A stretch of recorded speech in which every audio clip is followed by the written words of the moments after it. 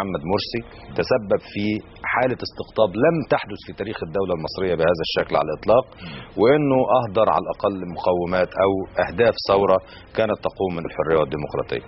ناهيك بقى عن الوضع الاقتصادي، ناهيك عن الوضع الأمني، ناهيك إهدار الأمن القومي المصري. الكتاب الصغير اللي قدام حضرتك ده عام من الإخفاق. ده كتاب هو ما كانش كتاب. هو حضرتك انا بس عايز اسال، هو مكتوب عليه الدكتور علي السلمي، اسامه هيكل، لطفي مصطفى، بمعنى 3 اسماء. 3 دول. الدكتور سلمي كان نائب رئيس وزراء، وكان الوزير لطفي مصطفى كان وزير الطيران الاسبق، والحقيقه معانا برضو لفترات كان الوزيره فايزه ابو النجا، وكان الدكتور ابو برضو. انتوا ال3 اللي عديتوا هذا الكتاب؟ لا، هو الفكره باختصار من شهر فبراير اللي فات وجدنا انه منحنى الدوله بشكل عام في النازل بشكل سريع جدا وحاد جدا، وكنا شايفينه فيه الان. وبالتالي انه احنا يعني مجموعه وجدنا ان احنا كنا في فتره من الفترات ايدينا في المطبخ بشكل او باخر، فوجدنا حرصا منا على شكل الدوله ان احنا نعد خطاب للرئيس محمد مرسي نقول له فيها انه ما يحدث ده سوف يهدر امكانيات الدوله المصريه ويؤدي بنا الى حاله اللي يعني احنا فيها دلوقتي بشكل كبير. كل ما نقعد نصيغ الجواب نلاقيه عمل مشكله اكبر، كل ما نقعد نصيغ الجواب فضل الجواب يكبر لحد ما بقى الكتاب اللي قدام حضرتك. يعني هو كان جواب، الموضوع كان جواب. ففكرته باختصار كانت انها كان الجواب موجه ليه، انما هو ما كانش بيدينا فرصه نقعد نصيغ الحقيقه الجواب. ده حول ل 160 صفحه. ده حول ل 100 يعني الرقم ده الحقيقه احنا عاملينه حتى لوجه اللي عاملينه مجانا، لانه احنا بنوثق لمرحله تاريخيه اللي رصدناه فيها 27 اخفاق رئيسي في اداره شؤون الدوله، انما في اخفاقات اخرى، يعني اخفاقات اخرى اكبر من ده بكتير. لكن ال 27 دولت هم المهمين اللي يعنونا في اداره شؤون الدوله بالشكل العام. انما مثلا في اخفاق انا بعتقد انه مش مذكور في الكتاب، انما انه هو اخفاق رئيسي. ده مش بيضر بالدوله، ده بيضر بالدين الاسلامي كله.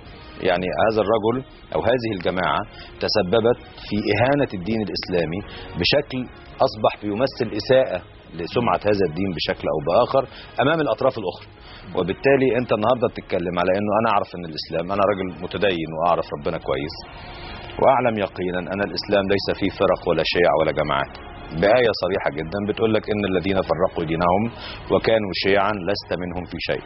ده كلام واضح ومحدد جدا، وبالتالي انت بتعمل لي جماعات وتقسمه لي، والجماعات دي كمان بتبقى ضد بعضها. فكانت النتيجة اللي انت شفته امبارح في ميدان رابعة العدوية انه واحد يطلع بهذا الشكل اللي انا يعني مش قادر اوصفه وصف محترم فمش هقوله في برنامجك، انما الحقيقه انه يطلع يقول لك والله احنا متوضئين والناس اللي في التحرير دول اصلهم مش عارف ايه، واصل الستات اللي عندنا سيدات فضليات وطاهرات، والستات اللي في التحرير اصلهم اهاليهم ما عرفوش يربيهم ولا ابوهم ما عرفش يربيهم. ده كلام يتقال من ناس، ده مين قال لك ما يمكن هناك دول اطهر منك؟ لا انا صدمني راجل، يعني رجل كبير، يعني مش هيقل عن 75 80 سنه. اللي جابه صفوت حجازي، مش عارف ده مين. اللي جابه صفوت حجازي ده جابه عشان يشتم نيابه عنه، اللي قال لك ولاد الكلب. انا سامع واحد عمال بيقول يا عكوشه، ايوه يا مش عارف، يا لميس، يا كذا كذا كذا، يعني كلام حقيقه. شوف ما يخرجش من واحد سن، عيب على سنه. شوف يا استاذ اسامه، انا اختلف معاك في الراي كيفما تشاء، خلاص، بس ما نعيبش في بعض. ما ينفعش ان انا اطعن فيك لمجرد ان انا مختلف معاك في الراي. هذا هو منهج الاخوان. يعني النهارده انا مثلا لما اقول ان هم متجمعين في نقطه اسمها ميدان رابعه العدويه، وانا اعلم يقينا ان هم جابوا الناس يعني في شحن بالميكروباصات جاي من اماكن كتير، علاوه على الناس اللي هم كانوا بيقعدوا في الميادين، اللي هم الفوعليه اللي بييجوا بيقعدوا قدامه كل واحد ادوم وبتاع واجنه والكلام ده كله، ده بيتاجر 2 3 في الشهر. الناس دي كلهم اختفوا فجأة كده الأسابيع اللي فاتت. فعلا دي أول مرة أنا بقول لحضرتك لأن أنا ساكن قريب من هناك وعارف كويس أول المكان عامل إزاي، وبالتالي الناس دي فرغت تماما وكل دول راحوا وقفوا هناك، والشحن موجود. امبارح أنا شايف الميكروباصات بتنسحب على الساعة 8 9 بالليل، وكله ابتدى يتحرك، وشايف الميكروباصات اللي قليوبية واللي بني سويف واللي مش عارف ايه بتاع باينة. وبالتالي أنا النهاردة بعمل إيه؟ أنا بشحن عشان أقول إيه؟ عشان أقول الكلام الفارغ ده وأخلي الشيخ صفوت حجازي يطلع عشان ما يبقاش اتحسب عليه ان هو اللي شتم فيجيب واحد. وانا جايب لكم والله واحد اسمه محمد الشجاع جاي من الدقهليه مش عارف منين والسنبلاوين ولا منين وبتاع، فيطلع الراجل يقول كلام. من هو هذا الرجل عشان يطلع يقول هذا الكلام؟ دي مساله غريبه جدا. وهو مين ايضا عشان يعني يسب ويقذف في حق الاخرين على الهواء مباشره بهذا الشكل؟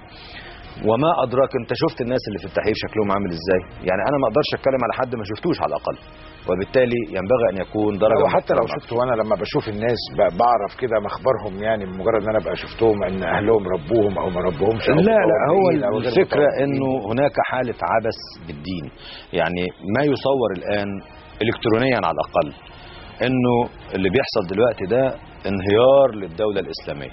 لا، ده مش انهيار للدوله الاسلاميه. اذا هو انهيار للدوله الاسلاميه يبقى انت اللي تسببت فيه. خلاص. تاني حاجه ان الاسلام عمره 1400 سنه. هو انهيار للاخوان المسلمين، والاخوان المسلمين عمرها 83 سنه، ولا تعني الاسلام شيء. فالاسلام ربنا اللي بيحفظه، مش انت كاخوان مسلمين. اللي انت بتعمله ده انا في يق تماما، وانا راجل بقول لك مسلم ومتدين، ان اللي بيتعمل ده ضد الدين جمله وتفصيل. خد بالك. انما هذا الاهتراء اللي حصل امبارح وحصل يوم الجمعه اللي قبلها، وهذا التهديد، انه الناس دي متخيله انها لو خرجت بهذا الشكل انها لازم تخش السجون تاني. طب ما تفكر في طريقه تانية وتحاول تبقى انت جزء من نسيج هذا المجتمع. انت كان عندك فرصه انك تحكم وحكمت سنه بالفعل. هذه السنه انت عملت فيها ايه؟ انت دمرت النسيج المصري بهذا الشكل المذهل. وبالتالي احنا ما نراه الآن هو مرحلة تفتيت الدولة المصرية. وأنا أعرب عن قلقي وأحب أوجه رسالة مهمة جدا، أنه ما نحن فيه يتحمل مسؤوليته بنسبة 100% رئيس الجمهورية المنتخب الدكتور محمد مرسي. وأي نقطة دم، وأتوقع أن تسال نقاط دم، وأتمنى من الله أنه ده ما يحصلش. إنما اتوقع ان يسال بهذا الشكل اللي احنا شفناه امبارح، انه يبقى فيه اساله، لان امبارح حصل فيه اساله للدماء في المحافظات الاخرى على الاقل. يتحمل مسؤوليه هذا الامر امام الله اولا وامام التاريخ الدكتور محمد مرسي رئيس الجمهوريه، الذي قسم الشعب المصري قسمين وخلاهم في مواجهه بهذا الشكل. عمر ما كانت مصر بيحصل فيها هذا الامر. وبالتالي هذه رساله موجهه له هو شخصيا، انك تتحمل مسؤوليه هذا الدم امام الله وامام التاريخ. هلا موسى بتقول أنا أحب بلدي مصر وأحب ديني الإسلامي. نحن دولة مسلمة سنية ونحترم جميع الأديان، ولكن الأحزاب الدينية يجب ألا تحكم. تعليقا على خطاب الرئيس، محمود مازن بيقول طب ما دام الرئيس اكتشف الواد اللي بياخد 20 جنيه، طب ما كان يديله 33 جنيه عشان ما ينزلش السكينة ويريحنا كلنا. هو الحقيقة هذا الخطاب أنا بعتقد أنه كمان لو واحد عاوز يعمل فخ في الإخوان المسلمين وفي الرئيس محمد مرسي، ينبغي أن يكون عندهم درجة من الفطنة أنه ما يتقالش بهذا الشكل السفيه اللي حصل به.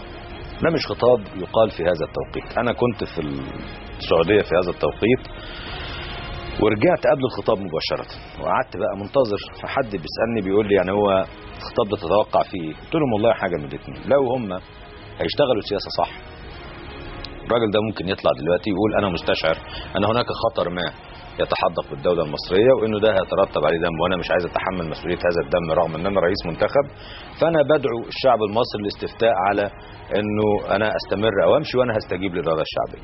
يبقى في الحالة دي 30/6 خلاص أصبح إن أنا هحطه في الصناديق، مش هقف في الشارع. ده لو بيشتغلوا سياسة صح. إنما هو قال إيه؟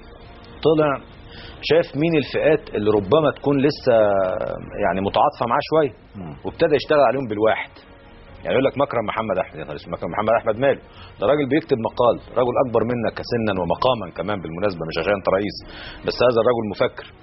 اختلف معاه او اتفق في الراي زي ما انت عايز، انما هذا الرجل قيمه فكريه كبيره. ليه تفتكر اختيار الاستاذ مكرم بالذات دونا عن اي حد تاني من الصحفيين، مع ان الاستاذ مكرم يعني ما هواش اكثر الناس هجوما على مؤسسة؟ لا، هو بياخد رمز عشان يعني يوجه له نوع من الاهانات. اولا لان الاستاذ مكرم كلامه له قيمه، وبالتالي له تأثير في المجتمع. في ناس كتير جدا بتشتم في الجرايد، وفي مقالات كتيرة جدا في الجرايد ربما ما حدش بيلتفت ليه، انما قيمة ما يكتبه الاستاذ مكرم قيمة كبيرة بكل حال من الاحوال، لانه ينتقي ما يفعل. انا هذا الرجل يعني تصادف ان انا يعني خرجت معاه اكثر من مهمة صحفية في بعض الاحيان مع الفارق السني الكبير، وهو استاذي بكل المقاييس.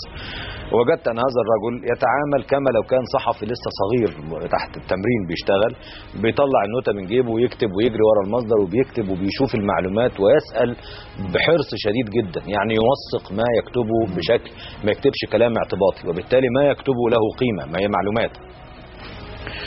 النهارده اروح قالب الصحفيين كلهم عليه، مجلس النقابه يطلع بيان ضده والكلام ده كله، ربما يكون لسه في صحفيين بتتعاطف معاه، لا ده هيبقى كله ضده.